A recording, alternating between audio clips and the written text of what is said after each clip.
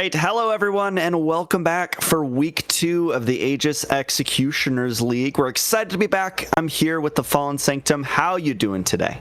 I'm doing good. Hopefully this match delivers as well as last week's match, but hopefully with a more less JK Rowling style ending. You know, like I don't want to already know the ending before I open the book. Right. So that's what I'm hoping. A little more gusto. Yeah. Yep. And we kind of hopped into the action in week 1, but I want to give a little bit of background here for week 2. So with the Aegis Executioners League, we were talking about this a little bit beforehand, but we are starting with a round robin with our 2 groups. So now we're on the other group. We're looking at the Chemtech. Last week we were looking at Hextech, but we're seeing 2 of the top seeded teams in our group play each other. So these are the two of the highest ranked teams in AEL this split. So I'm expecting some pretty good gameplay. So are you expecting a G2 versus KC kind of matchup, or a Mad Lions Koi versus KC kind of matchup? It kind of depends. I haven't seen either team play, but I did look at the results from last week for Goth Boys Clique, and they seem to play pretty aggressive. A lot of kills, a lot of deaths. So maybe closer to like an MKOI KC where we're brawling, duking it out. I'd like to see something like that. Okay. It's we're in a new week, but Loki is not there. I think he'll be there by I think end of week 3, maybe week 4 or something. I think that's 2 weeks after he'll have been released. So if you're looking forward to see AP Samira that just goes crazy, you'll have to wait a little bit longer. I got to play it in ARAM. It was a lot of fun. Honestly, I hope he makes it into jungle, mid, top, whatever. Just put him on the damn team. It's gonna be fun. When he is enabled. I hope so. Yeah. I'm just glad we have a little bit of a buffer, because throwing a new champion right in the middle of all this chaos is going to be so crazy. But I'm excited for that in a couple weeks. They can figure out a little more about where he's supposed to go, how teams can work with them. They'll have a chance to play him in scrims, which I think will make it a lot better when we do see it on stage. But speaking of patch notes, do you have any updates for us this time? New patch just dropped. New patch. Do you know what was changed? Give me a second. Yeah, of course. I know that they were doing some funny changes. I think a couple junglers were changed, if I'm not mistaken. Every time I see Feroxon, the I think Riot lead dev for game balance, I think, correct me if I'm wrong or whatever. Every time I see him post, there's hundreds of comments of people mauling about specific things. But let me see if I can pull up here before we get into the draft. Yeah, and while you're doing that, actually, maybe we'll take a look at the teams here. So we're starting with Goth Boy Clique. They did play last week. They won with a 2-0 scoreline. They got Nutty Nate in the top lane, Eli Mango in the jungle, Zumi in the mid lane, Macro Beast in bot lane, and Nahor in support. But as far as we're concerned, I think we do have a mid lane sub coming in today. We'll see the exact details once we get into the game, but it looks like they did have an E-sub submission earlier today, so might look a little bit different than, actually hearing that it will be in the support role, so we will not see Nahor here today. Yeah, their name is Days21, and we'll see a little bit more of what they can do on the Rift later. Okay, so in terms of important patch notes, I guess, there's a decent amount of Aphelios buffs. Aphelios, a champion that hasn't seen much play since his a very large amount of nerfs. They toned down a lot of support style champions like Senna, Bard, Sion in some cases, and they also look to hit a lot of top laners like Cassante and Rumble. So I think I don't think the meta is going to be impacted that much, but maybe we're going to see a straight Kai'Sa or a straight LeBlanc more often, given that they just got buffs. Okay, nice. That's a good little update. And you want to introduce us to Gluttony here? It sounds good, yeah. Here, Gluttony in the top lane, we have Punkyrus in the jungle, we have Discrepancy in the mid lane, we have Mellow Devils in the bot lane, we have a Floacolic V2, and in support, we have Avi. They postponed their week 1 match, so we're going to be seeing them play for the first time here, at least in the AEL. tonight. So I'm excited. We don't have much background info, but I'll be honest. Even if it's a top lane focused game, I imagine the likes of J4, Xin Zhao, Pantheon, one of those humongo threes plus Nocturne might get taken off the table. And in terms of big, because the thing is, you don't want to blind pick top, right? Unless you're picking just Ambessa and you're banning Sion, and you're banning Sion and you're banning Sion Renekton, and then you're saying I win. So I don't know what top lane carry will look to get. It's probably look at more focused bans in round 2, if anything, because you kind of need the core team identity before you pick the top lane. But we already see the Zahingon. Yeah. It's a flex pick for both roles of jungle and top. I think in Europe it's seen a lot more success in the jungle, and in North America and China, it's seen a lot more success in top lane. So it really varies by player comfortability, if anything. So. Yeah, but there's the Jarvan taken out. Jarvan and Ashe are tied for the highest presence in week 1. Both of them had 4 plays and 3 bans. So those champions we've seen a lot. Senna ban also makes sense. GBC did first pick it last week, so they really like their bot lane picks in general. Funny enough, they're also still on blue side. So now they've been on blue side for all 3 games that we've seen GBC play, and they will first pick the Shyvana. What do you think about that? Once again, I said it last time, you pick Shyvana without a Sylas, and they can just pick Sylas and have a better Shyvana at all points in the game. We literally saw Sylas look at the Shyvana, steal her cab, she ulted, he won. That was literally game 3 last week. Yeah. So I'm kind of surprised. I feel like there's a lot of other blind pickable junglers, but this could also be a top lane Shyvana. And sees good play into tanks, because she has a really good sustain and a really good exit. But the Aphelios and Jax, okay. I like Jax here because with the new Shyvana rework, Shyvana, the Q can't just land. You have to be able to hit the champion, and Counter-Strike says no. So I think it's going to be a good answer, regardless if in the jungle or in the top lane, if they're looking to face first that Shyvana. And like we said, Aphelios got a variety of buffs to maybe see a little bit more play, since Yanara and Jinx see a lot of play. Hyper carries kind of still in focus. I'm a little sad to see Ashe here without some of her favorites, but I'm assuming if we see the Aphelios, we're likely to see like a Braum here for the Ashe, but make sure that Aphelios can't pop off and win that 1v1, which he is favored to win in the earlier games. Funny enough, we've seen all 3 of these champions from GBC last week. They did play the Shyvana jungle. Doesn't mean that it can't be a flex, but they did play it in the jungle last week. We saw the Ashe and we saw the Hui, so they're definitely picking some of their standard picks so far, which I think is a good move for them. As for Gluttony, again, we haven't seen them play yet, but they are supposed to be a pretty high-ranked team in the league. And there's the Sylas, as you were talking about there. So we got a buffed AD carry, we got a really good counter pick, and like you said, the Jax even has some good counter pick traits here against GBC. So this draft is shaping up pretty well, I'd say, for both teams in different ways. So what I like about Gluttony's front line is they can both build Zhonya's, they both build a lot of HP, and they're both not susceptible to getting picked out, which means that the Aphelios, who has insanely better hyperscaling than the Ashe, is going to look to comfortably be around here in the late game. We see the Braum taken away from the Ashe, the Seraphine's already banned, so you don't need to worry about counter engage. You have the Sylas for the Shyvana anyways. So here I'm probably expecting like a Leona or a Relt ban, or like something like a Nautilus, because I think for the side of Aphelios, you kind of want an enchanter. You know, like Aphelios, his name of the game is just to play by himself. He is the solitaire champion that goes 200 years, gets a pentakill, and that's it. So the Leona ban, as expected, you want to stop people from getting to the Aphelios. That's the big problem. Aphelios has no dash. Ain't no Stridebreaker in the game that got a dash anymore. No Gale Force. Yeah, I mean, Leona would be a great way of doing that. And I know I've said it a million times already, but GBC did play Leona last week with Ashe, so that definitely could have been an angle they were looking for. Looks like Gluttony did do their homework, and they do ban out the Leona before that could potentially be an issue. But now we're going to see the R4 pick here. I imagine it will just be a blind top lane with the Ornn. Always a great tank, stable rock in the top side. Yep, so that confirms Jax is in the jungle and Sylas Smith.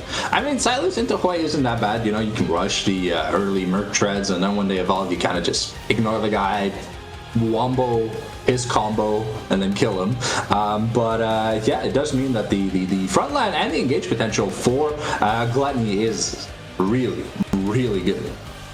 You can also funnily start a team fight off with the Moonlight Vigil if you have Purple Gun, because it's an AoE snare. That would be pretty nutty if we ended up seeing that. But I mean, Aphelios buffs, I expect him to be the star of the show here for Gluttony. That's a bold pick to pull it out on the new patch with the new changes. I mean, the big problem I see here from GBC is that they have engage, but the damage profile, it's about 90% magic damage. It's about 150% magic damage with an Ash. So if the Ash is at 10-0, this front line ain't dying, Bo. It's gotta be Merc Treads plus Kainic and something, and I don't know, Jax can build a Force of Nature if he wants. Get there.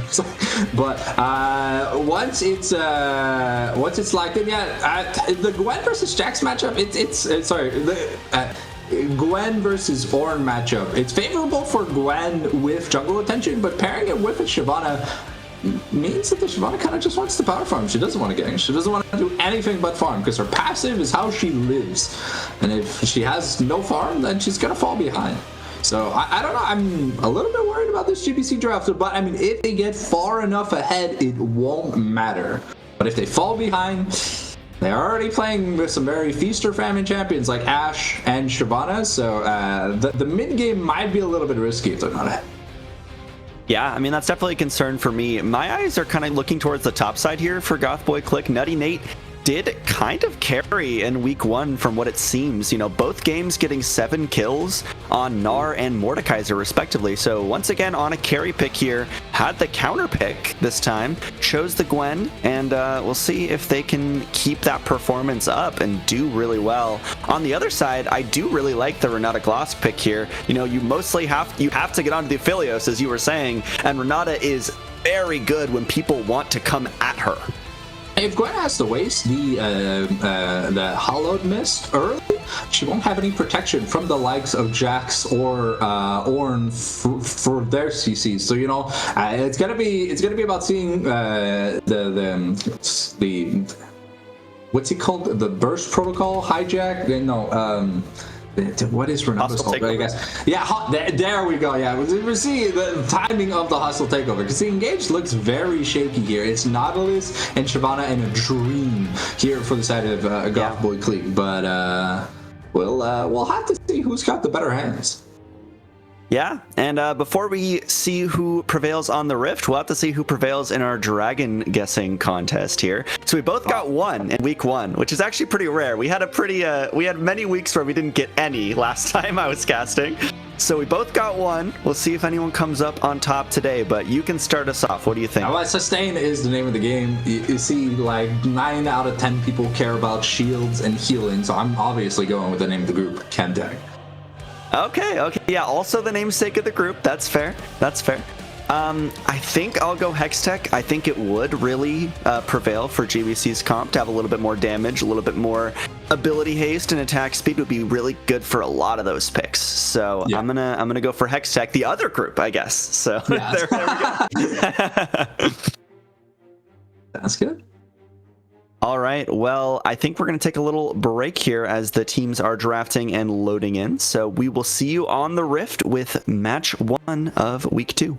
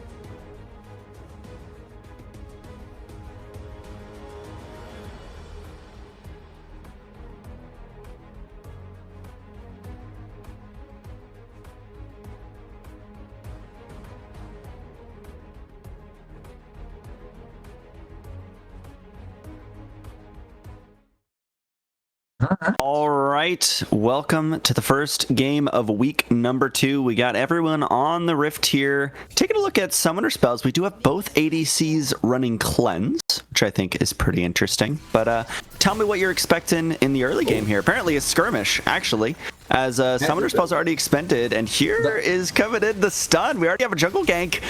Days, welcome to AEL, I guess. Emergency sub gets first blood taken down as Gluttony get the first kill of the game. I mean, I was expecting the Ashe and Nautilus to play aggressive, but I wasn't expecting that level 1 gank from Discrepancy. Honestly, really good pathing because, Shyvana is going to power clear even if she takes your chickens or whatever. It doesn't really matter. At the end of the day, if your Aphelios is stronger than their Ashe, their bot lane can't do anything.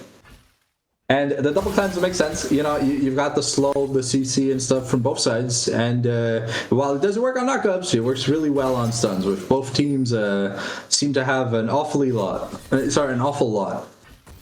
English, hard. Yeah, but I mean, that's a huge trade for Gluttony there. You know, they get a kill on their ADC. You know, you do use both Aphelios summoner spells, which you probably would have liked to keep, at least one of those.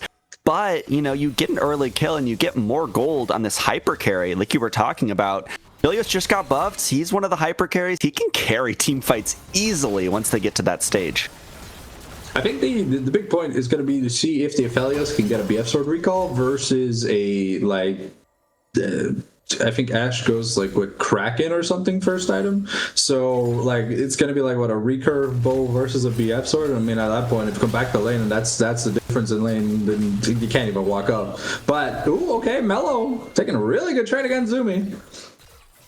Yeah, I was a little worried about this matchup. Ranged versus melee can always be pretty tricky, but so far Mello has been playing it very well, clearly, with these trades, showing some prowess on the Sylas champion for sure. Yeah, excited to see some more Sylas gaming.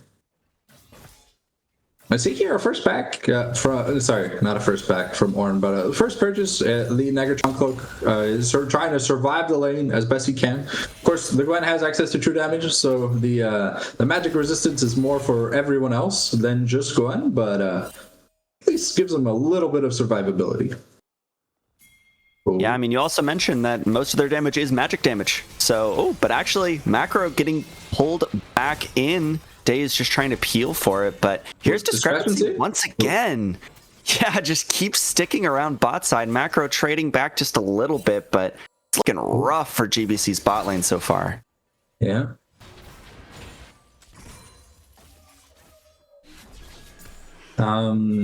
With this current wave state, it's not looking too good for Ashe, but Obby has to be a little bit careful. I mean, the Nautilus can just look for a play here. Yeah, there's the hook. Obby getting very low, does have the bailout, but I don't think they can get a kill. You just pick down. Gray health doesn't matter. Macro Beast picks up a kill, but here's Discrepancy once again. See on the word. Here is the counter strike. Gets the stun. No flash on this Nautilus. A little bit more damage. Should do it, but not able to get any of the auto attacks. Hook back. Macro stacking that lethal tempo. Watch the Ashe. Watch the autos. They're so low. Macro's trying to trade it back, but can't get another. It's just Days going down. Gank in the mid lane doesn't get anything, but this is a very high octane early game so far. Yeah.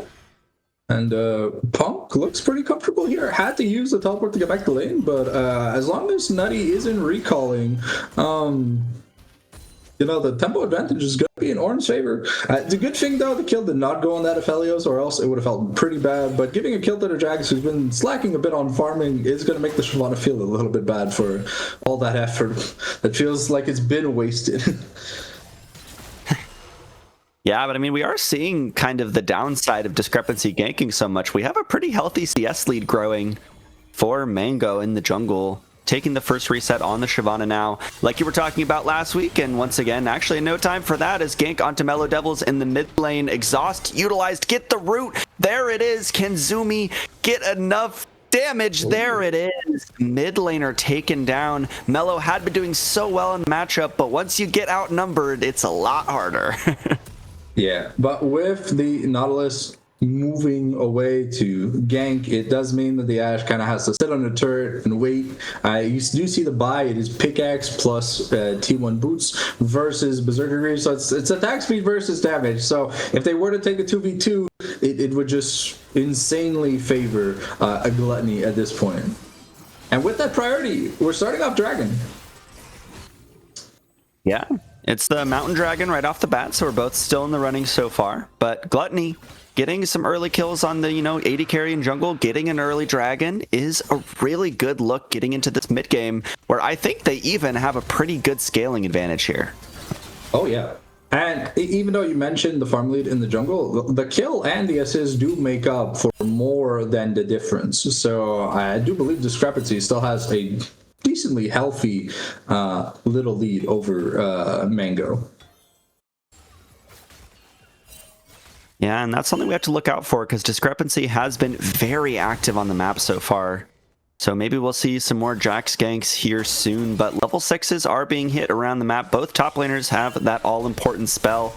One I'm really looking for is once Macro has that Enchanted Crystal Arrow, I think that GBC can make a lot more plays. But once again in the mid lane, but this time it's a 2v2. There's the Dragon's Descent coming out as well as the Hijack Dragon's Descent. But it is, once again, as you predicted, the Sylas coming out on top when that duel commences. So not too good for GBC there.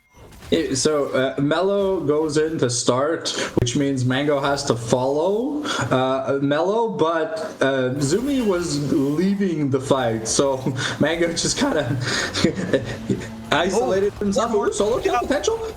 Oh, yep, gets no brittle proc. Flashes to try and get under the tower, but now you're slowed. Now it's a trade. Punky wanted the kill, got a little bit too greedy, and is punished for their hubris. Well, that's a good way to put it. But yeah, no, that misinput costing Punky quite a bit, unfortunately. Oh, wow. Flew right by. It was a drive-by arrow, probably picking up some McDonald's downtown.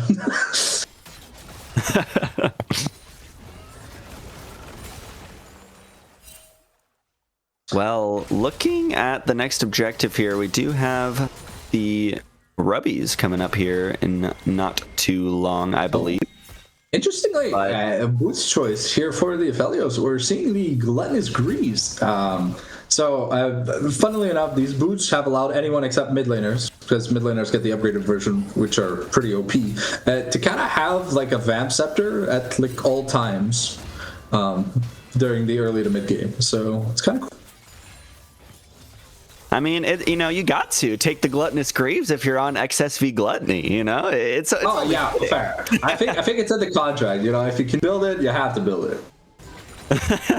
Next game, I want to see 5 Gluttonous Greaves. On support, it's a little bit more yabai, but yeah, maybe we'll see it in the mid lane. Oh, it looks like we're getting a gank here. Spiraling Despair. Yep, stolen Mellow Devil, setting that one up very well and claiming the kill credit there.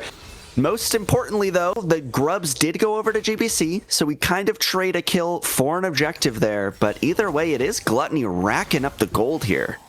It has to be mentioned because of how weakened the Grubs do feel this season. It's more of like a down payment objective. If you're not able to get lane into turret prio, it's not a real objective. Yeah, it says it's a real objective, but there's no what was that Noxus system we had, the Marks of War or whatever. The things that gave you the upgraded boots. Yeah, there are no feats of strength to kind of brag that, we didn't lose the first 2 dragons, we at least stole some grubs. You're not able to get that turret, it don't matter. I mean, that's a good point, because the main thing you want is to get that early gold with grubs. If you're not able to do that, it's kind of pointless. And with that kill on Zumi, Sylas is 2-1 now. The last thing you want is a fed Sylas before the mid game. Sylas pops off. He is going to be very scary with some more items under the belt. And we have our top laners. Once again, they always get shown a lot because they usually deal a lot of damage to each other. But I'm really looking at Nutty Nate here to get those items online and start kind of winning this matchup here. Yeah, I think Punky, you know, he understands that this game he's not looking to carry, he's just looking to survive. Ooh, okay, Got the flash out here, but I don't think anyone's really in danger in the mid lane. And it looks like we were setting up for a bot side dive for discrepancy, but it was covered. Oh. But, didn't catch that one, but no Zumi kills. Zumi had already used all his cooldowns. So there's a problem with mages, you know, like they only have 4 buttons. Once they're on cooldown, they're just like, yeah, what do you want me to do? Auto attack? Well, it got the last kill for Zumi with the autos, barely. Oh yeah, fair enough. But you know, oh, that's a completed item though here. The proto belt, a little bit more viable on a champion like Silas than on a champion like Orianna and stuff. So I'm glad to see it. Ooh, okay, Dragon Fight. The fight starting. Yeah, discrepancy. Hostile takeover. Yep, Dragon's Descent coming out on top for both. Macro is the target. Will fall first. Here's the Moonlight Vigil. Flowaholic gets the double kill. Could be a triple here. Gets one more auto. But it is the flash away from Daze, keeping them alive for now. But now it's Zumi under some threat from Punky here. Blast Cone will keep the mid laner safe. But that is 2 kills and the Dragon over to XSV Gluttony. Yeah, and those kills went to the Aphelios. So once again, you see here, Mango's going to try and build space, but by building space, they're going to abandon their AD carry. So it's just, it feels bad man moment if you're a GBC fan. Because you see the enemy AD carry just getting insanely fed, and then it's like, you're an AD carry, you don't need money. Yeah, I don't know. Maybe if they like pulled the Dragon out or tried to get a better angle, but they kind of started it with people on either side of them, so they got pinched pretty quickly there in the pit. Yeah, and now we have a thrift shop Ashe versus a completed item Chad Aphelios. So, you know, like, things aren't looking too great. He's already stronger than she was, and now there's an item difference that says you can't duel me anymore. Yeah, and I mean, looking at the other major, like, talking point for GBC in the jungle, you've lost that CS lead. Now you're 0-2. You still don't have a completed item on the Shyvana. Not a good place to be currently. So now I'm really looking at this Gwen. I'm looking at Nutty Nate to kind of pick up the slack here and be that game changer when we get to the mid game. Ooh. And I can't help but stress, you know, kind of like how we complain about victors who can't farm. You know, the big thing about Shyvana is she needs those epic monsters more than she needs regular CS because they contribute more stacks than a regular camps do. So by not having those 2 dragons, it is indeed pretty worrisome. And it looks like it's a Cloud Soul this game. Oh, yeah. Both wrong this time, but Punky might be a victim here on the top side, burning down a lot of magic resistance, so not taking too much damage. They at least force out the flash, but GBC didn't get the kill they would have wanted there. So the thing is, with this Shyvana build, right, Shyvana does a lot of magic damage, but she doesn't build any AP, so she doesn't scale. She scales at like the 3 item mark, but at the 1 item mark, it's just like, oh yeah, cool, something for my cube, but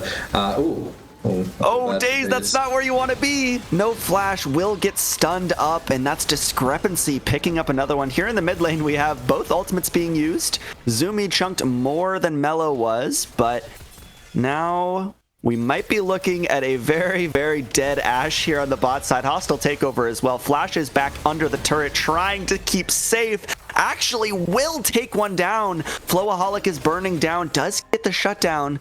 So honestly, not a bad use of the ultimate there. There was the cleanse. There was the cleanse for Flow. Didn't use it. Didn't use it. Unfortunate. Did he? Was that a shutdown? I think so, right? For the Ashe? It was, yes.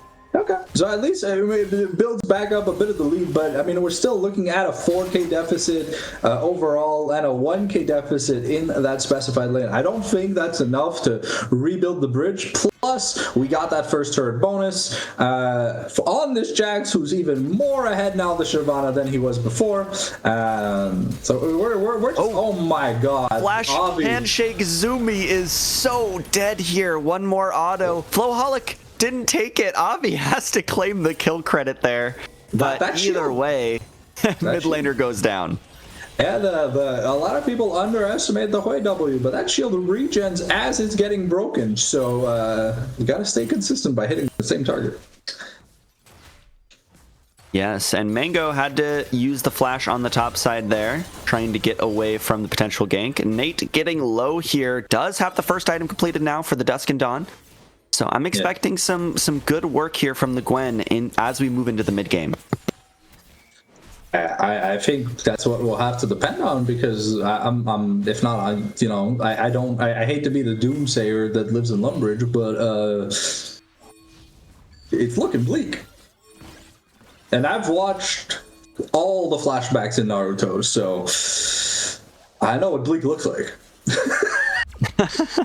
Oh, Enchanted Crystal Arrow does not connect as they look for a pick here. But I mean, look at the Shyvana's just losing her whole bot side jungle right now too, because they lack this pressure. But now the engageable has been used. No flash on the Ornn. They found Punky. Can they get the kill credit this time? That's the question. Now it's more just so who will it go over to, as Nutty Nate picks up the kill, has the first item. And now this Gwen definitely ain't looking too bad, as the chains connect on the bot side. Mello trying to get a good trade on Zumi here, but no kills claimed there quite yet. The thing is, though, right, Silas has sustain. Hui doesn't, so if the Hui gets chunked, Silas just presses W and he's back to full. So it's just a very feels Batman trade pattern here for your GBC in that bot lane when the Hui has to hold the wave. So we're really hoping. Ooh, okay, maybe we'll get something done. No, okay, just borrowing the arrow for now. We're not hijacking it just yet. Yep, but holding onto that Ash Arrow is just such a threat in of itself. It's such an like a powerful tool for a reason.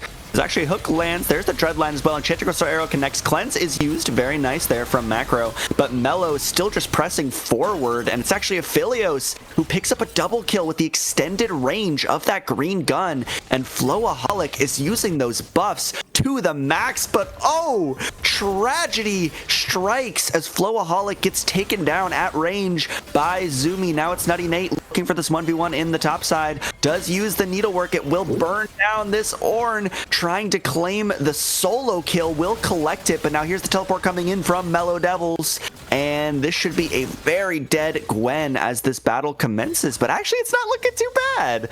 Nutty Nate survives for now, dodges the chains, and will get away. Are you kidding? As the action never stops, here's Zumi coming in, trying to claim the kill, but this is not a favorable 1v1 for the Hui, as Mellow Devils claims a target, but not the one they initially hoped for. But Mello was at 20% HP, just absorbed everything with the boot passive, and then just said, free food? Alright, well, I guess Hui really isn't that strong. The Hui had the flank, but it's like, it's that ambulance meme. Call it ambulance, but not for me! Exactly.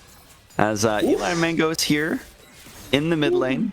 But that one crit, though. I mean, yeah, that's painful. Also, Nutty Nate. Sorry to interrupt you. We saw the Jax take Cloud Soul point here, so the Shyvana's on a really big timer, because if you get Cloud Soul on a team with Jax and Silas, this poor Gwen, even if she's gonna be strong, won't be able to outrun them. Yeah, that's definitely the threat. But speaking of the Gwen, 2 items now completed, got so much gold over the last few minutes. I've really been highlighting the top lane carry angle for GBC, and it is kind of coming true so far. We'll have to see if it keeps going that way, because Flowaholic is not going to make it easier for GBC this round. The real question is, can this Gwen get on Aphelios? Because if she can't, then the money Gwen has does not matter. The front line is already chunky enough here for the side of Gluttony, so we'll have to see if they can make it happen. Ooh, another assault. Well, that's a big cooldown. Yeah, not one you'd like to see wasted there, but trying to maybe catch out discrepancy on the invade, but not able to do so this time around. Okay, and Jax at 2 items though, that's pretty scary. Because the jungle lead is very, very scary. Yes, it is. Wow, 1.5k just in the jungle. But one thing I noticed when we panned topside, here it is again. That's a 2-level lead for Nutty Nate now after that last play. It was pretty even, but this top lane discrepancy has quickly become one of the biggest on the map. And kind of insane how strong this Gwen can be if they play the fights right.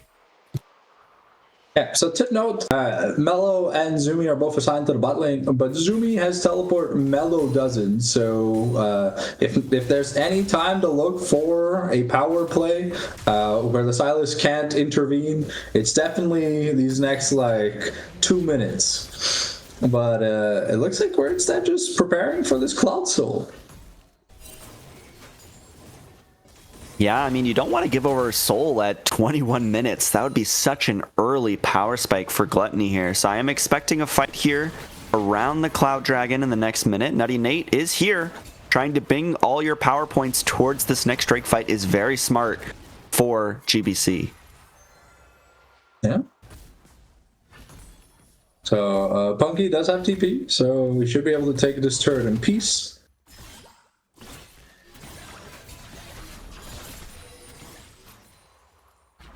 And GBC is setting up the river now, it looks like. 30 seconds till that dragon spawns. They might have caught discrepancy. Hook doesn't land, so Jax stays safe.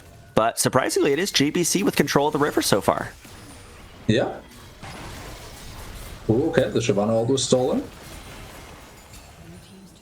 Yep, watch that Dragon's Descent. I'm expecting the engage here any second. Here's the counter-strike. Nutty Nate is stunned up. That's the Gwen. That's the lead. Gwen is immune for now. Does stay alive, but you can't survive forever in the mist. Eventually, you will be revealed as Flowaholic just does so much damage spread across the team.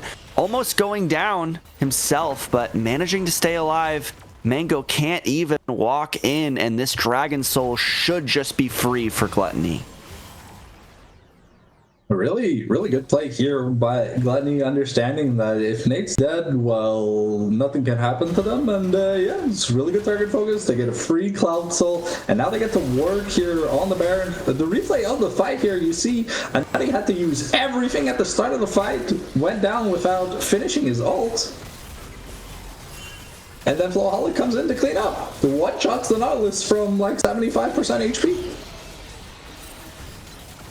Yeah, I mean, insane work being done by Flowaholic so far. I mean, one thing I will note, though, is most of these team fights, the Aphelios has been left on like 100 or 200 HP.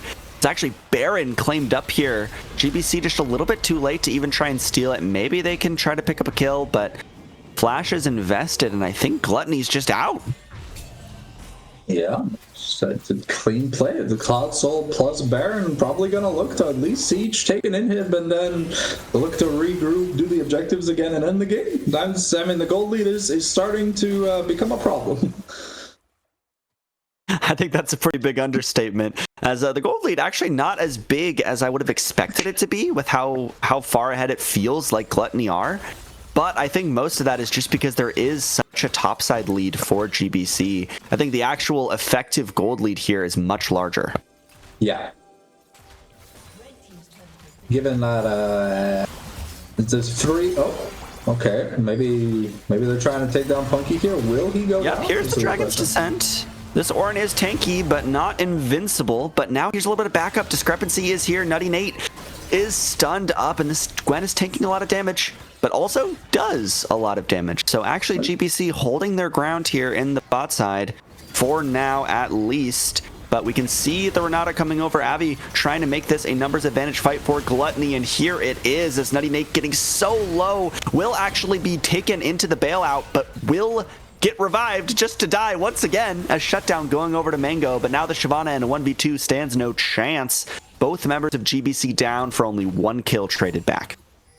Yeah, so you see that without the Gwen in that 2v2, the damage here from the Shyvana is so low that the 0 armor Ornn doesn't really take much damage. Oh, ooh, the stolen arrow seals the fate of this substitute support. But now the arrow is fired back, but Mellow Devil's much better at dodging death here. And yeah, just more tragedy for GBC in the mid lane. Yeah.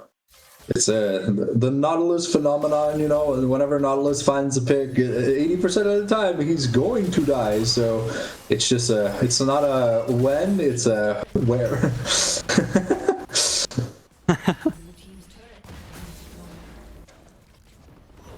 But I think we're kind of seeing the gold lead grow even more here. You know, towers are going down. They're moving towards top side. Abby could be caught, but I don't know if they can catch up. So just keep on that slow bleeding out right now for GBC. Here's Days dead again? No? Oh, okay. Oh, maybe. Ultimate connects last auto, but no one goes down. So nice peel back at least from GBC there. Okay. And now that there's 100% prio here for Gluttony, they're just taking everything.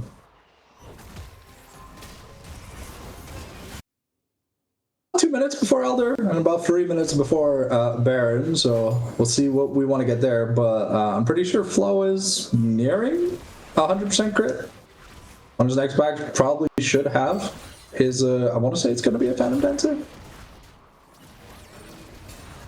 It's always hard to tell. Yeah, who knows, because half the time they build random items anyways. Yeah. Okay, so now it was just a Zeal, because we're still about halfway to the last item. But with that masterwork in the 80 carry difference, it's becoming very stark and clear that Zumi trying to dodge the spells, but the chains do land. This way is pretty tanky right now, but the Spiraling Despair is used onto both of them. But actually, it's Mello who's in danger here. Does get the kill, goes golden. How did this Silas survive that long? Either way, it is mid lane traded for mid lane, which honestly is an advantage for GBC. Yeah. Okay. Now Nutty could be in trouble. Ornhorn coming out does connect onto Macro, but look on the side. Discrepancy does so much damage. Flowaholic claims the first kill. Nutty Nate in the middle of the team, but you can't do damage if you're dead. Discrepancy picks up another one, and so it seems the hope of GBC is falling, as well as their base. Yeah, this Felios has had a lot of fun. This game, so years of experience right there. Flashing forward, Flowaholic claims one, Discrepancy claims another. These towers are going down at rapid pace. Zumi flashes the wrong way, just trying to stay alive, trying to clear what they can, but open Nexus should just mean the end of the game here. You know, Flowaholic wants more kills, trying to greed a little bit here, more damage getting down onto the Aphelios, but that's just a rampage for the 80 carry for Gluttony. Mellow Devils will claim the last one. That's an ace for XSV, and now they get to take down the Nexus and claim game number 1. Yeah, in a pretty stomping fashion. It's a little bit laid back there, but yeah, no, we're kind of seeing the problems that we saw last week. You know, you put a lead somewhere else, but you kind of just ignore your bot lane, let it to rot, and well, yeah, it's just the Fed 80 carry, who's a hyper carry, pops off in a team fight, untargeted, unfocused. It just solo carries the game with ease. We saw it last week. Are we seeing it again this week? Could this be just another sweep? Because in the bot lane, it's clear that level 1 gank really got into the head of the Goth Boy Clique. They got PTSD from seeing that Jax. Because they were playing from the back foot ever since. Yeah, I mean, to be honest, it's a little bit weird to me because it feels like more often than not, it was Goth Boy's Clique doing the right things. You know, they were looking for side lane plays. They were trying to play objectives. They were trying to hold space. It just came down to them losing a couple important team fights. And that really just threw off the whole trajectory of what they were setting up. I mean, on the flip side, you were talking about Discrepancy, but those early ganks are usually pretty hit or miss. You know, if Discrepancy didn't get those kills, it would have set the Jack so far behind. So it kind of feels like the team that played like incorrectly won, which is just a strange phenomenon. There's a reason they say high risk, high reward, you know? Like, if that level 1 gank flops and Jax dies under turret because there's a Nautilus hook, you know? suddenly the Ashe could be like eons ahead because Aphelios had burned both summons and everything. But the biggest problem here is there's no money comeback mechanic. There's a hands comeback mechanic. And if you don't have the hands to win when you're behind, you're not going to win. There's no Otacon or anime powers to just bring you back from the brink of death. You actually have to mechanically outperform. And in this game, it was clear that after that level 1, there was no mechanical outperforming. Yes, it's cool. You can 2v1 an Ornn. Congrats. You're supposed to. Yeah. I think these fights were pretty hard. You know, the only one that was ahead was Nutty Nate, as we kept alluding to. But if you can't find a flank, if you can't get right onto the Aphelios, it's really hard to play these fights. I mean, if you look at it, it's just basically a die ball comp from Gluttony here. They all just go in, they kill you, Aphelios gets peeled by Renata, and they win the fight, which is basically what we saw happen over and over again. But I think the biggest problem started in the draft. You know, we mentioned it time and time again. You do not play Shyvana if you do not ban Silas. He is a better version of that champion in every way, and he has actual damage. You know, it was kind of sad seeing how low Mango's output was. But the thing is, you play for topside. Pick an aggressive ganking jungler. Don't pick a champion that has to AFK for 80% of the game and then try to show up at objectives, you know? If that's the case, then play front to back. Don't play split push with a Gwen. You know, you're gonna need something like an R or something like an Aatrox, you know, to be able to bridge that gap. Because without it, well, there's no coming back. Yep, indeed. But do you have a player of the game for game number 1? I'll be 100% honest. As much as I want to give it to Flowholic, and I should give it to Flowholic, Avi had the masterclass with the leashes. She was Avi was dog walking everyone. It doesn't matter if it's Days or Mango. It's like, get away from my AD carry right now. And I'll have to give it to Avi. I think Avi easily gets MVP here. Even though Flowholic did most of the work, you know, Avi did all the setup that was needed. And it was crazy. Yeah, it was incredible. If you didn't mention that, I was gonna, because I was very impressed with the level of support gameplay here from Avi. I'm kind of known for my Renata. It was one of my best champions when I played in AEL, and that was some very, very good Renata gameplay. I was very impressed by that. So I think definitely, you know, Flowaholic, Avi, I think you can give it to either of them. I will give an honorable mention to Discrepancy. Did a lot of work around the map, setting up, playing really well, you know, got those catches in the team fights when it really mattered. So honestly, props to Discrepancy as well. The only way I see junglers getting MVP is if they're behind and then you start doing the yike steals. Like out of nowhere, you're just winning 1v9 steals with a smite, and then you win the team fight that ends the game. But other than that, it's really hard to give junglers that much credit because they're literally just paid to farm. Until an objective spawns. So it's a little bit crazy. Speaking of Yike in Europe, do you think it was close to a KCM Koi type style or not really? I'll be honest, I felt like some of the team fights were a little bit closer than I initially figured they'd be. But at the end of the day, it just looked like a standard G2 game where G2, you know, they close their eyes, they give away a few kills. It doesn't matter. They just win the game. Yep. After the fourth team fight in a row where the Aphelios was not targeted, I was like, all right, just go next. Like, you already gave him 10 kills. Like, it's not normal that 180 carry does. It's not normal that 180 carry does 3 times the other 80 carries damage. Just saying. True, yeah. I didn't even see that. Only 10,000 on macro and 27, almost 28,000 on Flowaholic. Definitely the star of the show when it comes to doing damage in this first game. Imagine if we still had the Gale for us. Oh, he would have been doing tricks on it. Just he was aggressively flashing for those Caitlyn Qs. So on the Aphelios. So imagine if he had a dash. Would have been crazy. That would be very scary. But I haven't heard word yet on draft for game number 2, so we might hop to a quick break here and be right back with Champ Select for game number 2. 日本国内発送のみ？あ、それなら全マーケットね。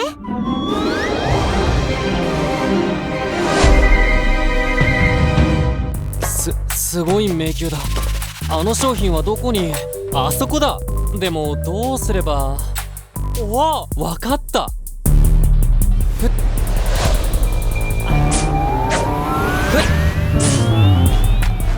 っと。はっ。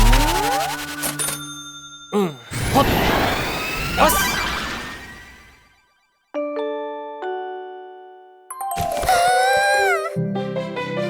ありがとう、ジェンマーケット。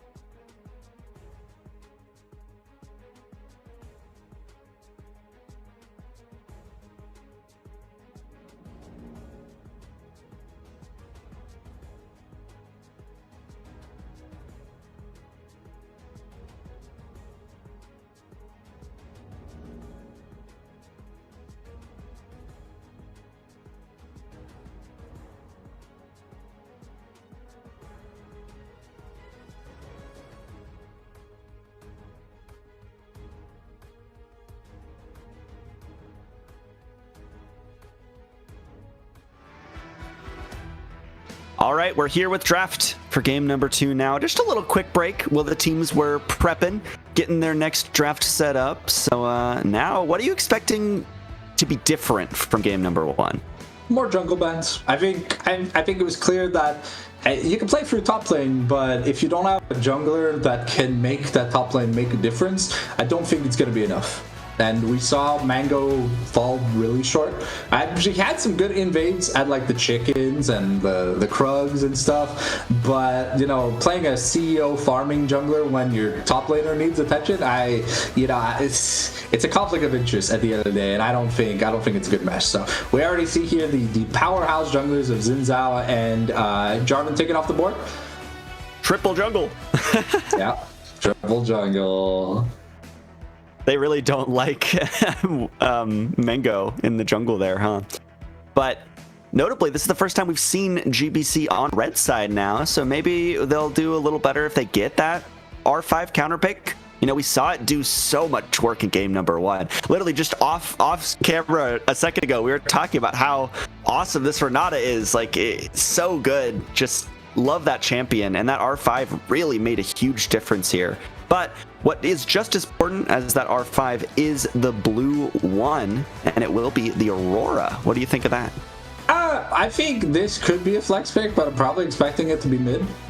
Unless Gluttony is known for an aggressive top laner, I think to play top lane Aurora, you need to be really comfortable, because it's got a lot of bad matchups, but it's got a lot of oppressive matchups where if you're really good at it, you can make a difference. But I think it's a safe blind. Just regularly strong champion, builds proto belt, has an insane DPS check, and the ult is very, very useful. Yeah, I mean, between worlds, I've seen it do so much work. You know, I just think of that Caps clip where he like completely one-shots on Aurora, and it looks so OP. But I've also seen an Aurora where every ability seems to just tickle everyone and nothing really gets done. So we'll see which Aurora shows up today. But on the other side, we got a Sivir locked in. I'd say kind of in the same realm as like something like an Ashe, but also a Zac locked in, which is not something we see very often. And the Zac was banned game 1, so because it wasn't banned here in game 2, I figure now's the time to take it out for a spin. I mean, you're already on the back foot. It's match point.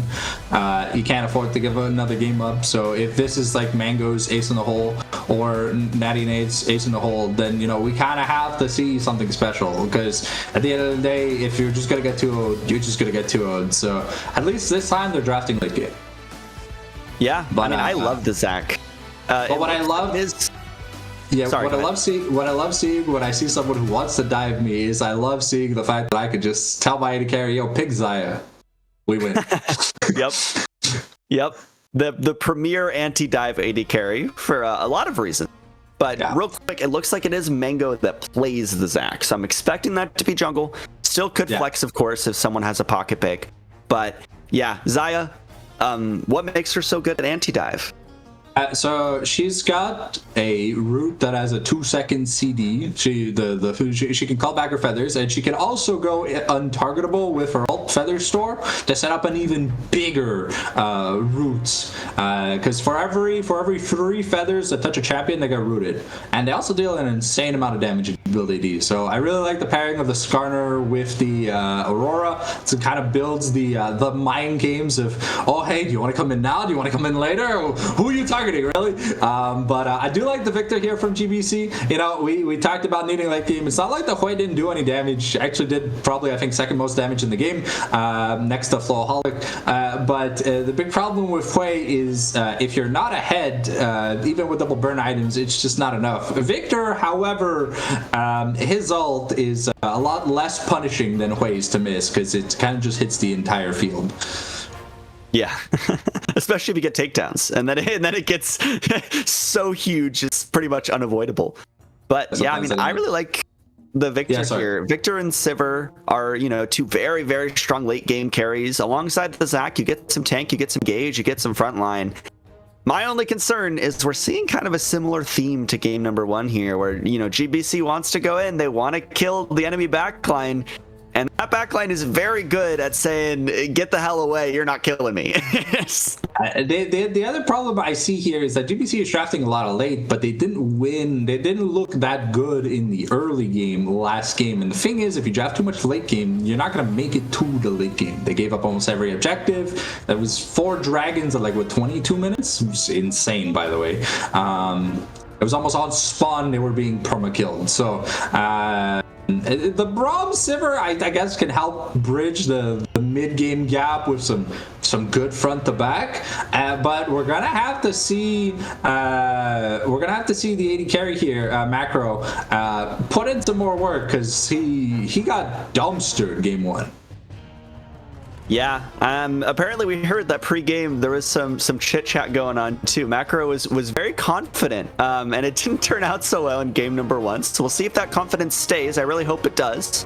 I know that players, when you lose a game, it can be pretty hard to bounce back, but I'm hoping GBC can stay in their game here, you know, clear their heads, get set up for this game number 2. You know, like you said, it is do or die, but we got set blind picked. I'm assuming that is set top lane now, so it should be Aurora mid, and we'll see what that support ends up being into Braum. Yeah, I'm excited to see the set. It's a very unique style of champion, can do a lot of damage, and we see the Maokai here coming in. So I like this a lot, because the Zac being one of the only things that GBC has to go in, it won't really want to go into a Maokai ultimate. The Alawi, though, I think it's a good matchup for Alawi in the top lane in terms of solo queue statistics, but Alawi has the Yorick phenomenon, where Alawi doesn't like to be interactive or social. It's a very introvert style champion of leave me alone, I'm doing my own stuff. So while Alawi is great in the one-on-one scenarios, unless she gets the god setup for the test of will, or the prophet's ancient smash, or whatever the ultimate's called, sometimes it looks very, very awkward. But in lane, if Alawi gets a lead, is very, very oppressive champion. Yeah, I mean, we don't see Alawi very often. This is definitely, like you said, kind of a more solo queue type deal. But what I think is very interesting is GPC were kind of setting up to, they have like a dive comp, Sibber has a little bit of peel, Victor can move with the team. And then the second half of the draft, they completely flipped the script. Brahm's good at peeling. He likes when people come at him. Alawi wants everyone to go on top of her. So they kind of changed what they were going for. And now I'm looking at these two drafts, and I think whoever engages just kind of loses. Like, whoever goes in first should lose the team fight, which is a very interesting way to kind of look at these fights as we move into the game.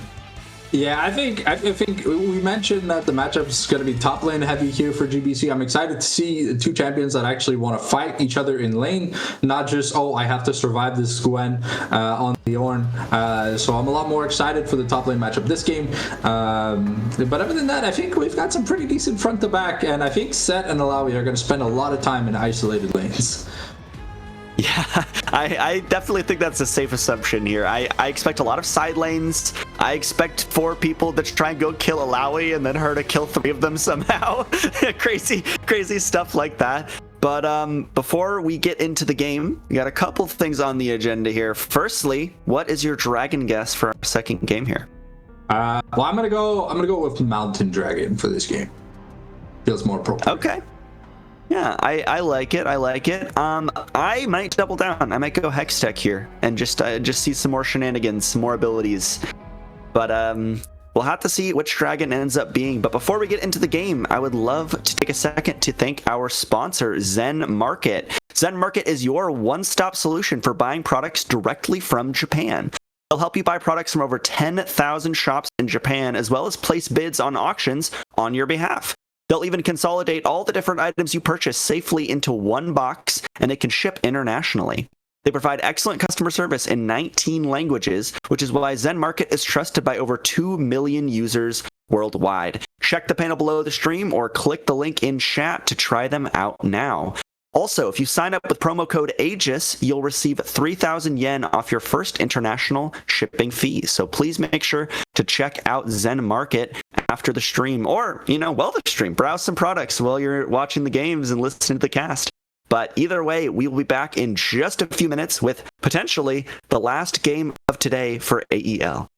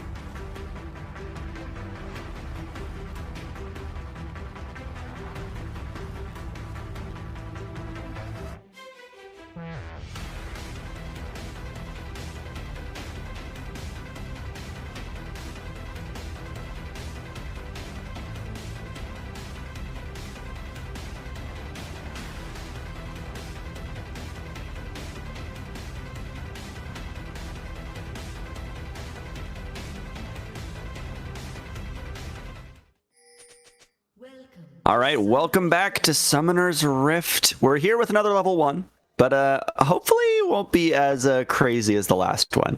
What are you expecting for this early game? I'll be honest with Braum and Maokai, I'm not seeing the level 1 shenanigans like a Nautilus or something, so maybe a little bit of a mid lane poke here between Victor and Aurora, but outside of that, it's going to be rather safe. The level 1s aren't that impressive from both sides, so... Yep, so, I mean, Braum can do some stuff. I've definitely done the run at everyone, try to land a Q at level 1. But, with less time before the minions spawn in, it's a little harder to get some stuff done. But tell me a little bit about this top lane matchup. I know you said you were expecting a little bit more fighting, a little bit more lane presence, but what does it usually look like? So the big factor here in any Alawi matchup is can she land the Test of Spirit, which is her E. She's going to look to drag your soul out of your body and beat the hell out of it. And when she does, you take an insane amount of damage because it's percent health physical damage. So it doesn't matter if you're a tank, you just get melted. And if she breaks the thing, she curses you. So that way the tentacles are gonna they get aimbot and they start looking for you.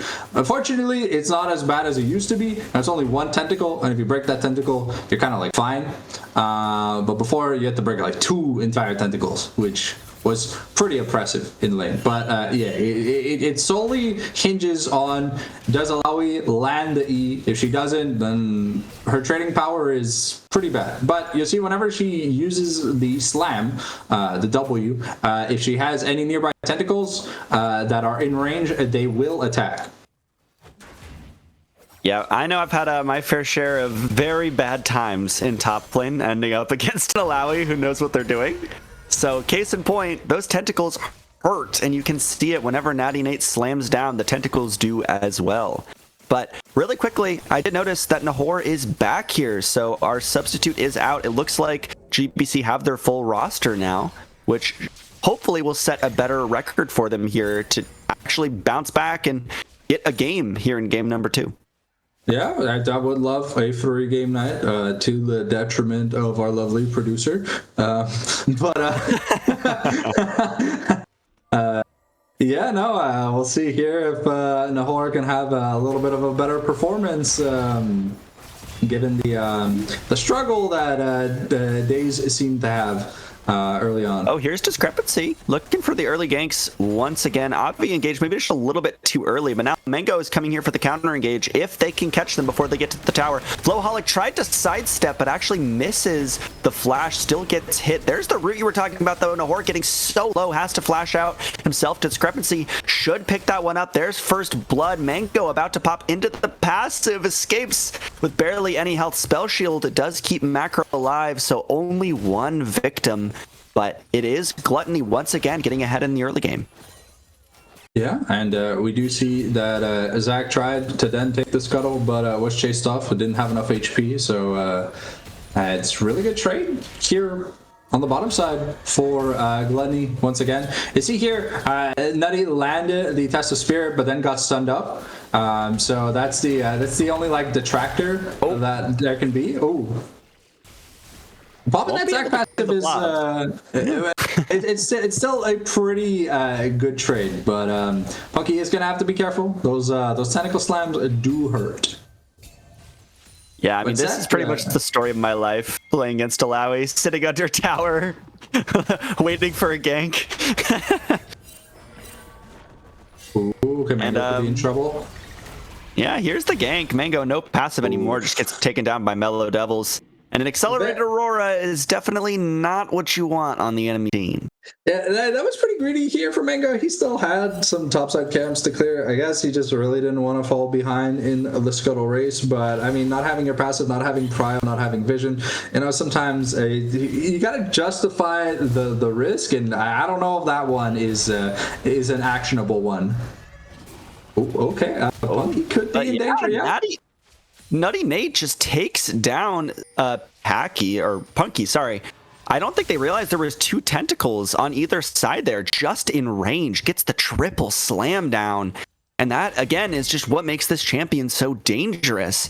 And GBC, again, looking top central as Zumi under some threat here in the mid lane. Twisted advance. does not get through before that flash comes out. So Zumi, stay safe for now. But forcing the flash here from this Victor means that in about a minute, when Aurora has her ult up again, it's going to be pretty dangerous. Yep, we were talking about the Between Worlds a little bit in Champ Select, but definitely the key ability. Nutty Nate has the level 6, is a lot more confident to just walk up here, but look at the damage from those punches. But a little bit of backup here from the Zac. There is still the flash for Punky, but the ultimate is really good, but Nutty Nate just does too much damage with those tentacles. Now Punky is down 2 kills to Alawi, only 6 minutes in. Yeah. So we're seeing the phenomenon of, oh, I lost the first fight, I'm going to win the second fight, and Punky is just aggressively trying to get a W, but there's only so many Ws you can fail to get before it becomes a true problem. And Alawi is one of those champions that the second she gets a single W, she just starts snowballing the advantage. It's a very oppressive style of champion. We see a blue buff here on Mellow, so that's about to fade away, but a little feels bad man here for Zumi. Yeah, I mean, Aurora's... of Aegis. Ooh. Oh, nice flash. Punished. Yeah, nice flash there from Macro.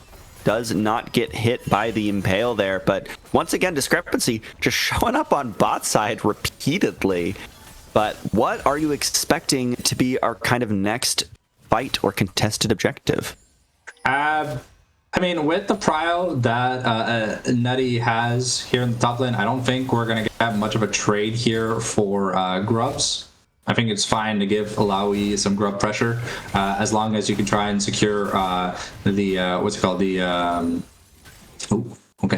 as long as you can secure the next few dragons, because Dragon's a much better win con, and one fed Alawi does not do what the likes of a fed Aatrox or a fed Gnar can do to the enemy team, you know? She specializes in 1v1s, not 5v1s. So enough CC, just like how the solution to Nasus is enough CC will go a long way. Yep, CC is kind of the universal counter. You can't do anything if you're CC'd, but it's Nutty Nate setting up tentacles even further down the lane. I don't think Punky really wants this fight, as it is just so rough to play the lane against an Alawi when she's ahead of you. But we got Nahor clearing some vision. Got those grubs coming up here very shortly once again, and we got Mango maybe setting up for a tower dive here. Zumi here. But before that, Zumi, flashless in the mid lane, should just be a victim here. Nahor coming in a little bit too late, but on the top side, it is Punky flipping the dive, getting both of them, and what a turnaround for the set in this game. Yeah, the set on 1 HP, be like, oh, we got him, wait guys, there's a turret. It's always very feels bad, man, when you get so close, but then you don't come off in the end. And that heated turret, the Mango's already not ahead, so the odds of things happening, you know, it just feels bad, man. And with that double kill, it does mean that free grubs here for the side of Gluttony, and objective domination is still a thing. When we look at the solo lanes, when we look at the solo lanes, it's still just Nutty Nate with any semblance of a lead. Everyone else is behind. So another underdog story. Yeah, I mean, they do scale, as we were kind of talking about in Champ Select, but if you're too far behind, scaling doesn't mean that much. So we'll have to see how far they can get it. But it looks like the next dragon was a Hextech dragon, which means that sadly I'm already out of the running here. But you are still in if it ends up being a Mountain Soul after this next one. So the problem we had with last game, right, is I called Ashe a garage sale champion. Yeah, it's a half a completed item to 600 gold. So I think Flowaholic is very happy seeing the garage components here on the Sivir. Yeah, definitely no completed items yet. And actually, funny enough, the Gluttonous Greaves are heading the other way this time. It is Macro taking up that lifesteal.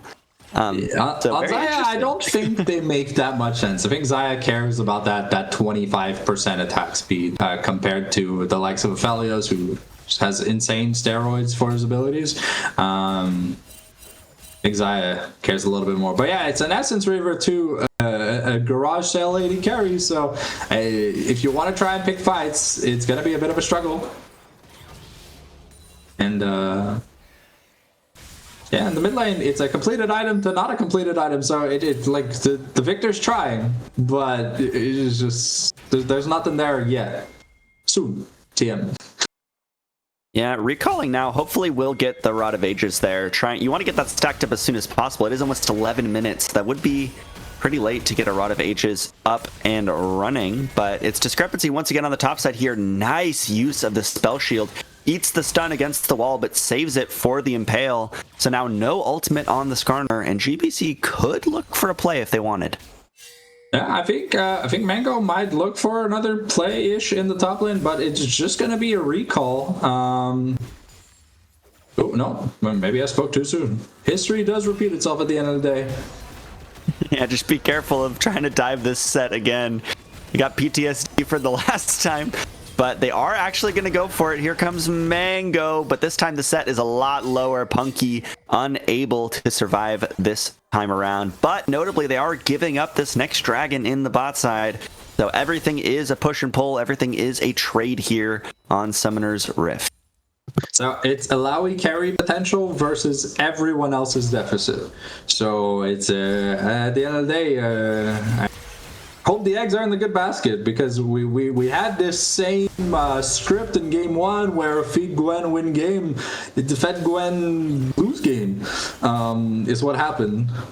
So we'll see here, but it's a 2-level lead, so it's pretty good. Yeah, I think this is a much bigger lead than we saw in game number one. Also, Ornn is just always Ornn. You know, he could be 4k gold behind, but he'll still upgrade your items. He'll still be a tank. But actually looking into the jungle here, Discrepancy and Avi up a little bit far, but not enough CC to actually catch them on the way out, so they get away scot-free with that invade. That was a pretty good ankle break. That was the Braum ult. Yeah, that was the Braum ult and the Zac jump that was dodged away by Discrepancy. So he had some pretty fancy footwork there. Yeah, Discrepancy has been kind of the name of the game, where a lot of the action has been taking place so far. I'm expecting that trend to continue as Discrepancy moving back up towards the top side. Maybe you look at the Alawi, but I don't know about you, but I would want to stay far away from Nutty Nate for the meantime. Try to take those numbers advantage fights later. I mean, yeah, with the amount of trial this Alawi has, I'm surprised the turret hasn't fallen yet. Because that first turret gold is very important. Yeah, and Alawi is really good at taking towers. Maybe it's just they're still scared of getting your set under tower. more PTSD.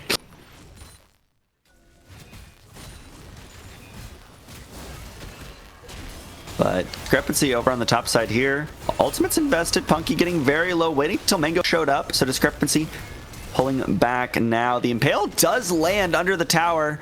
Mango might get popped into the passive, actually does survive that last tower shot, but here's Mellow Devils ready to wreak havoc in the top side here. Nutty Nate is still fighting, but no tentacles in range right now, so not as strong on the Alawi. Mango comes back up, actually does give the kill over to Nutty Nate. Mellow Devils not able to take down anyone quite yet. Now you're in the range of the tentacles, now you're in Alawi's territory, so it is a lot riskier. The Aurora barely surviving so far. Zumi has to flash for the kill, but now 1v3 for Punky. Too little, too late. You go down. GBC are scrapping it out.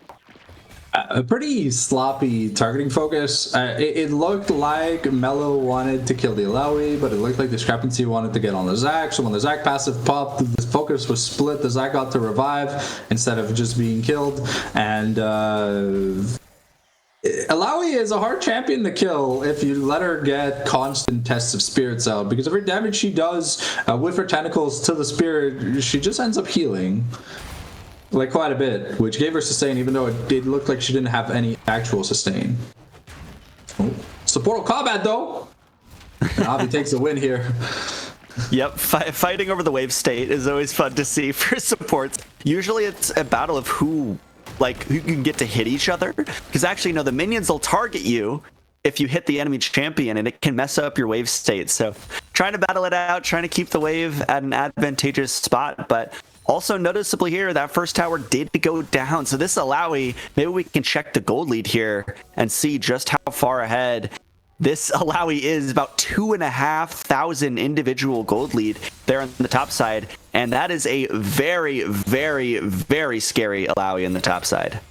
A good thing though here for Gluttony is they do have the grub, so normally what would be like a little bit more oppressive here from the side. Oh, okay. The Impale does land. Zumi should just go down here. Kill going over to Mellow Devils. No flash from that play in the top side. Wanting to claim the kill is punished for the greed once again.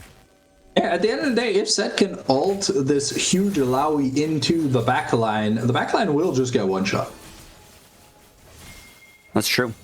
So it's to the Gluttony's advantage that Alawi has money, because the more HP she has, the faster her backline dies. Oh, and I didn't even realize it is Mounsel. So congratulations. You got another one correct. Now you're officially leading the race for dragon guessing. That's why they call me the Oracle. I just know things.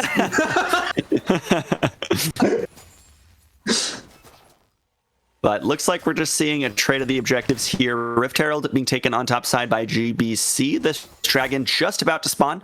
So I imagine the Gluttony will be on it very shortly. We'll see though.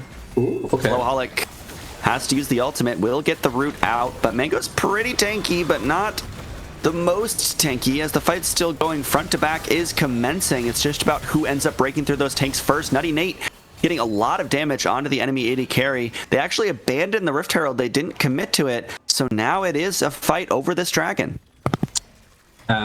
Buggy Full House still has the TP. Ooh, okay. Avi going in. Avi just goes down. Tries to look for the twisted advance, but you're not very tanky on this Maokai support. So root does come out onto macro. Here's Mellow Devils. Watch the Between Worlds. Does so much damage, but no one dies. The Braum shield's so huge. On the other side, Impale is used. Mango is taken down. Here is Punky to claim the first kill here in the mid lane. Nutty Nate still trying, but just bursts down by the Aurora combo. Even with your top laner, who's 2,500 gold ahead, you're not winning these team fights right now. The big problem with the standard Alawi build, right, is it's like Black Cleaver, Iceborne Gauntlet, and then some MR.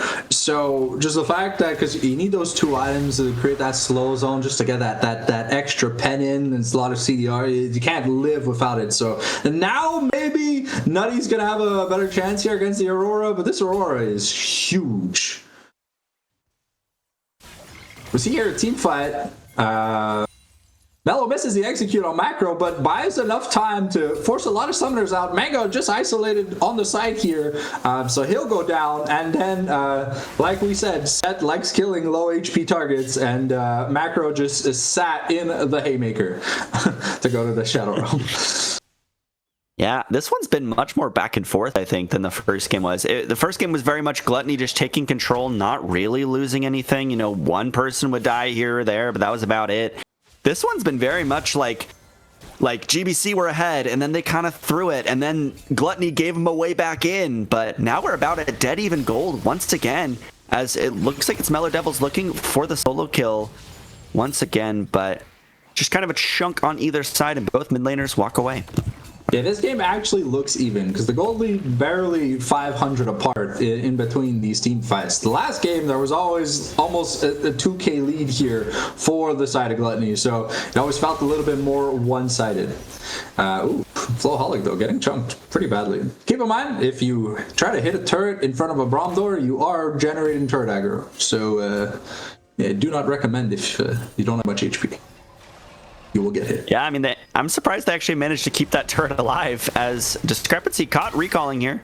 But, you know, tank combat, I don't think anyone's going down too quickly here. But Flowaholic could be a different story. Has to use the ultimate there, the Featherstorm, to survive. And yeah, Flowaholic, definitely a lot of pressure being put on the bot side this game. This game, he's not 8-0 at 20 minutes. He's 0-0-3, so he's been the target focus. It is a little bit harder for him to fight because the rather low range team comp and the fact that Macro and Zumi outrange. Ooh, okay. I think Punky could just be dead here. No? Yeah, is able to walk away, but those tentacles are going to haunt you for quite a while. Very cool. Yes. And Baron's up and available now, so we'll have to see who can start setting up for that. Obviously, side lane pressure is going towards GBC and Nutty Nate right now. So we'll see what they can do with it. Yeah, the problem is neither team really has a super fast Baron clear. So it'll be more of a slog to start while the enemy team's alive. You kind of want to take it while the team's down. Just because the Baron kill is actually going to be slow, so it's not like you have a Kaisal or a Kalista just there to like two-shot the Baron with the amount of on-hit effects active. Yeah, definitely would be pretty risky this early on, but the next objective up besides Baron is the Dragon, about 145 here. But before that, we could be looking at a play on to the Alawi here. We got Avi coming up on the other side. In the meantime, though, Flowaholic has to use the Featherstorm once again, as well as the Flash, but does manage to survive. Here's Nutty Nate fighting in the tentacles. We got action on both sides of the rift here. Nahor is going down on the front line. Flowaholic playing this so well, but finally will fall there to a Mango. And now it's a 2v1. Discrepancy doesn't really like those odds and opts to run through the wall to get away.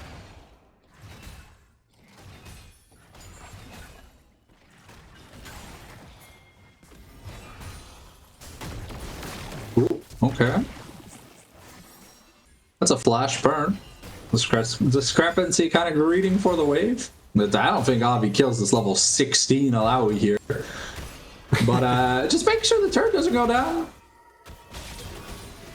Ouch. A tentacle hurts. Yeah, I mean, I've been in that position as supports too. You know, you're trying to just desperately keep the tower alive. Much to no avail. I mean, you're 6 levels behind the enemy top laner right now. So, little bit struggling there. Yeah. I think this if the Mountain Soul gets secured here for Gluttony, I think it's going to cause a big problem because Flowaholic with 2 Mountain Dragons and a Mountain Soul is going to be relatively tanky even for having no resistances. So Desire, who's the enemy number 1 on the team, and this Aurora, who has a decent amount of HP, are going to be rather hard to kill if the Alawi's not just there doing an insane amount of damage. But fortunately for GBC, Nutty has rotated. Yeah. Now they have complete control. It looks like Gluttony are just going to give up this dragon and try to get this mid lane tower in trade. So now it's kind of up to GBC to defend it, potentially take a fight if they can find an angle. Here's Nutty Nate coming in on the back, but it looks like Gluttony have a way to tunnel out. So it might just be a dragon for turret trade. It's pretty good value here for Gluttony. They do lose the stacks on the dragon, but they open a path in that mid lane for future Baron and Dragon fights, respectively. Yeah, I mean, that is actually GBC's first dragon of the day. So congrats to them. Gluttony was hogging them all in the first game, and so far in the second game had been. But I think it was pretty smart to trade that, you know, get some more gold, get some more pressure. These mid lane towers are very important, so taking them down is very, very nice. Yeah, and you really want Zaya to get to that like big power point, which is at like 3.5 items. Not exactly there yet, so maybe soon. But yeah. See, there's not that big of a gold gap in each lane outside of top. Ooh. Speaking of top lane, yeah, it was Punky trying to get some damage onto the tower. The Haymaker is very nice, but has to flash over the wall. Still could be caught here. That slow is so powerful once you get out of the tether range, but manages to walk away. Yeah, that Scar W is really nice. It's a very underrated slow because it's such a big hitbox. But definitely dodging that last test of spirit is It's what allowed Punky to live.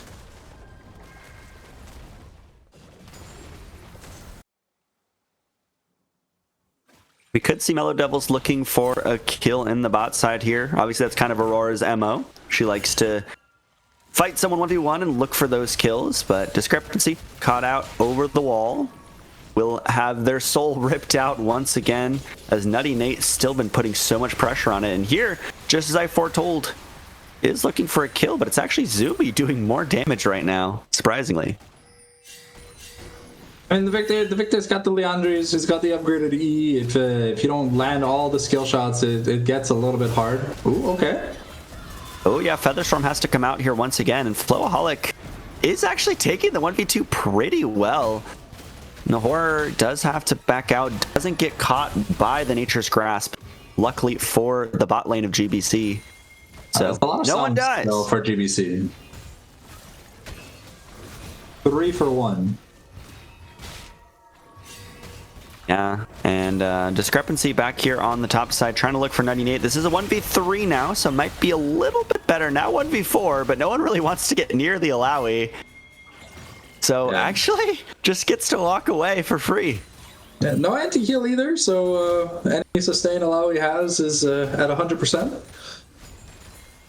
It's a little hard to take her down. Ooh. But here could be the look. There's the Twisted Advance, trying to stay near those. Ooh, pulling them back, but enough burst damage is good. But Mellow Devils under some threat here in the mid lane. They could flash for it, but or actually never mind. They used those summoners earlier, so they can't flash for it. But yeah, lots of people getting low, but not a whole lot of death in the last couple minutes.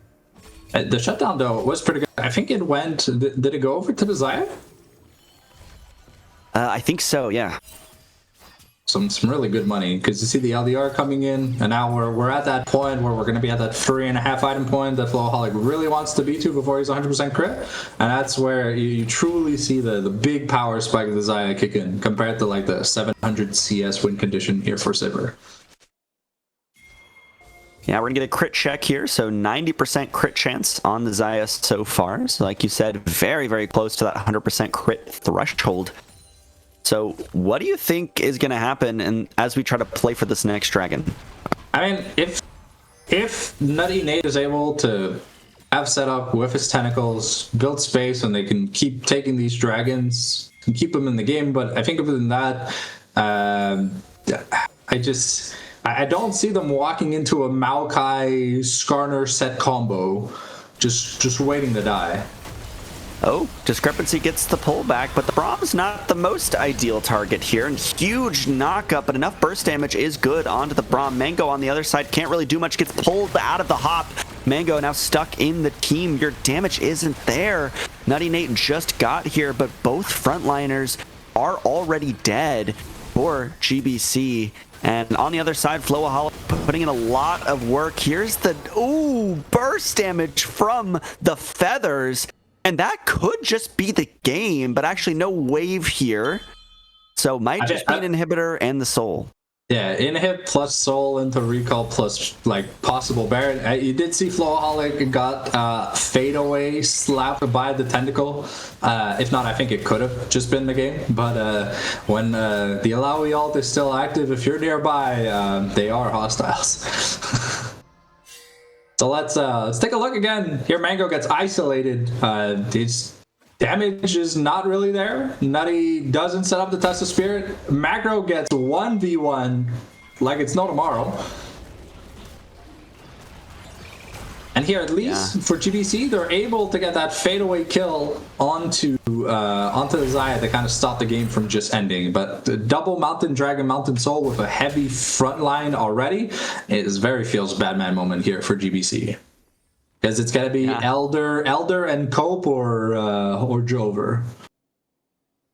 Yep. I mean, Elder is the great equalizer, as they call it. So if you're able to get that dragon somehow, it could still be fine. But I think that was really the turning point, the tipping point here. We talked about it being a pretty even game. After that, I think it is just such in the favor of Gluttony here. They have the soul, they have the gold on the carries. It's just looking rough for GBC. Yeah, and it almost feels like Discrepancy uses observation hockey because he's able to tell what Mango wants to do at like almost every point in the game, and he's just been there to say no at all points. Here's the Baron going over. Yeah. Ooh, okay. And Mellow Devils wants to potentially look for an engage here, but no one's cut out just yet. Discrepancy goes forward, but you're just so tanky with that Mountain Soul. The Impale is used. Mango should just go down here. Discrepancy picks up the kill. On the side lane, Nutty Nate trying to get some pressure, but you might have to go back or your team might just lose this fight. But actually, you might be losing the fight yourself. Never mind, Punky is the one under threat, will get shut down. What a close 1v1 using both top laners' flashes, but the Alawi still remains supreme. The problem is, though, it's a 1-for-1, but you're going to lose most of your base for it. Yep, Zumi just destroyed by the Twisted Advanced Stun combo. This tower should be going down. Gluttony are making their run around Summoner's Rift. Yeah. That's the biggest problem I have with top lane carries. It's just, you know, like, it doesn't matter if the top laner's doing so good. He has to, like, have such a giga performance for it to make a difference compared to a Fed AD carry or a Fed mid laner, you know? It's just, it feels like the MVPs for top lane feel underappreciated with how much work carry top laners have to do to try and win from behind. Alawi does take a turret, so it's a little bit more money to her, but she's nearing the item cap, which means she'll start losing worth.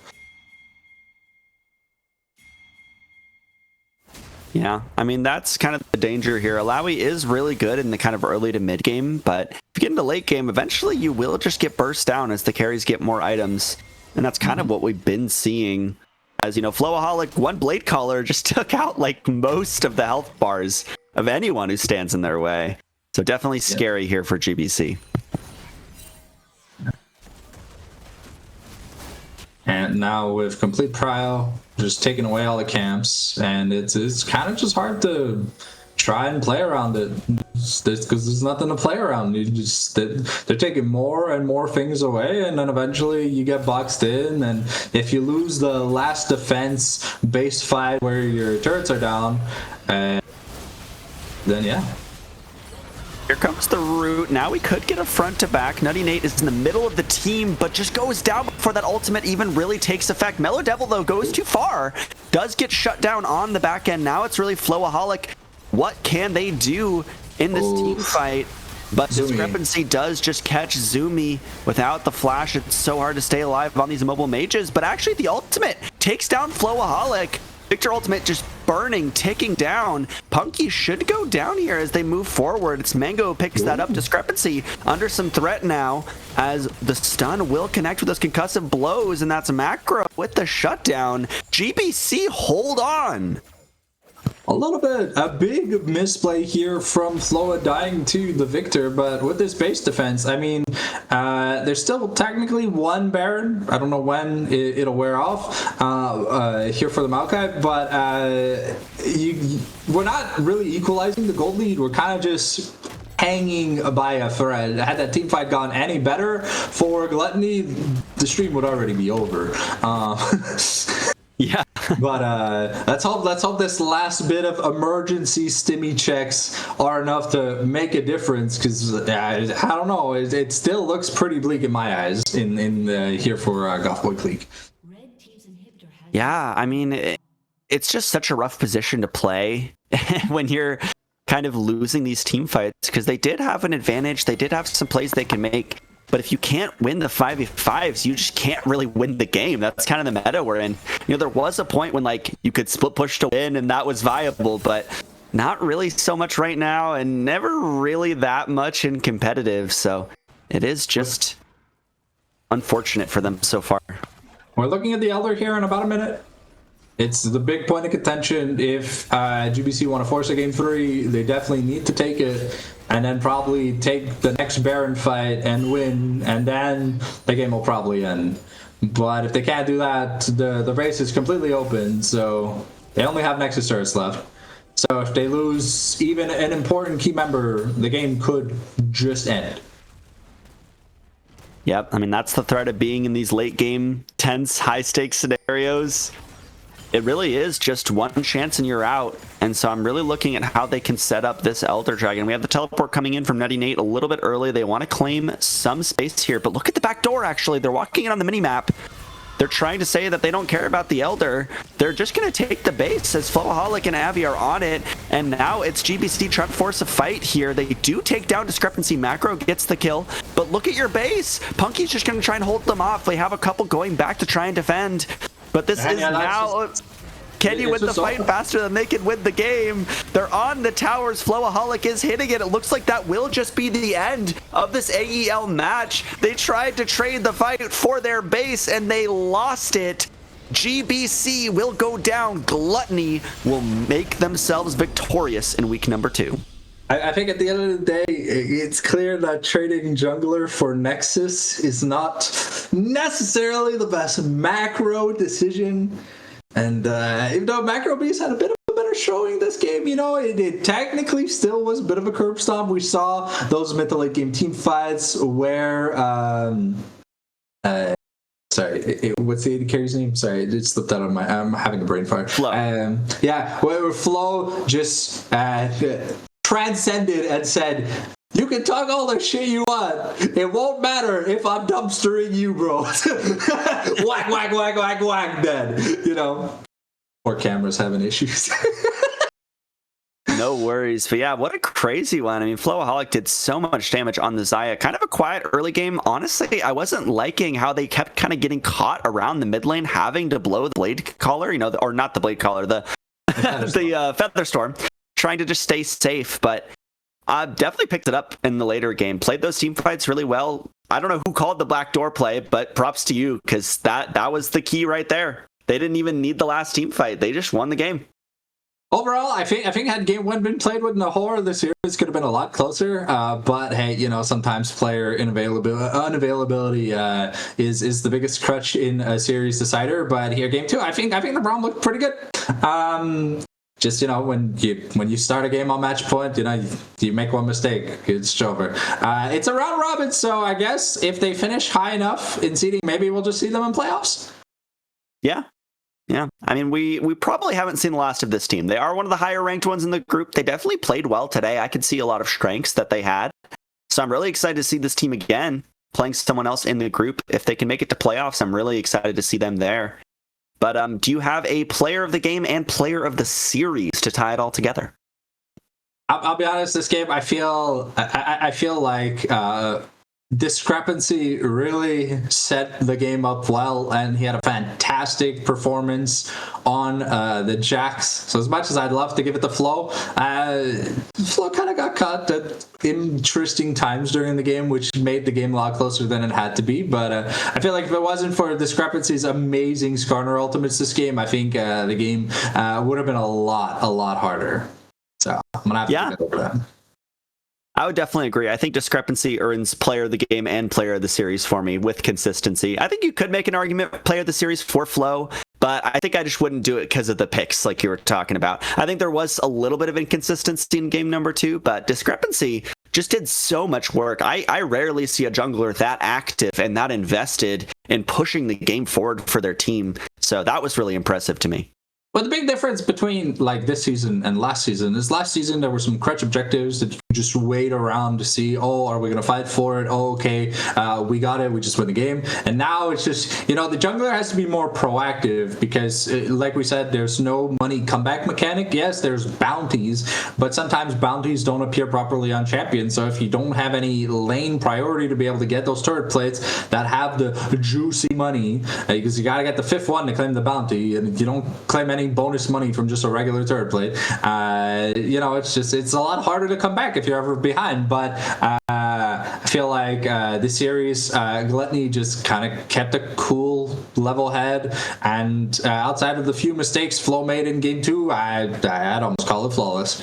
Other than Punky kind of just, you know, ulting a Zac on 1 HP, dying to Sunfire Cape, that was kind of funny.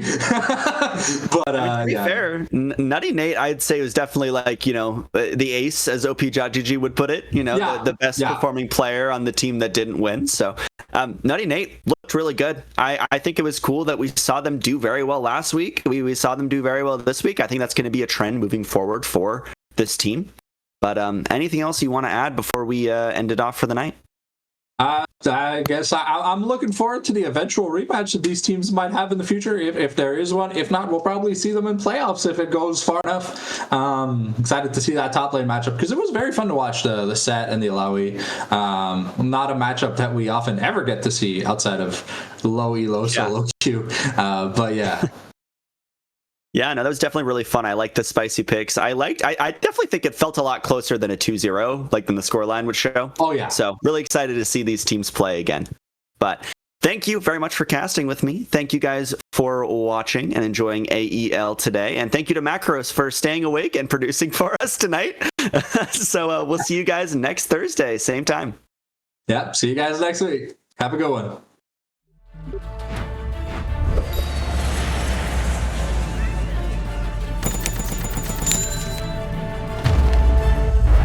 Bro, just use Zen Market.